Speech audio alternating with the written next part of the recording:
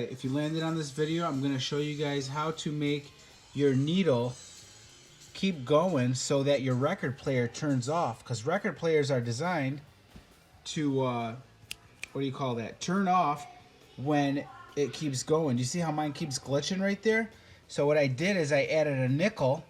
So when it gets to the end, for weight, so it can go into these grooves that are there to keep the needle going forward to tell the thing to turn off because it's done or it keeps running. You see what happened when I added one nickel? And I didn't make this thing up. This comes back from like the 40s, the 50s, the 60s.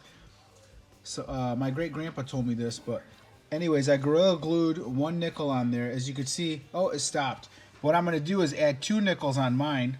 I was gonna show you guys what happened when I added the second nickel, which got it to catch the little grooves in there, if you could see them, now telling it to stop.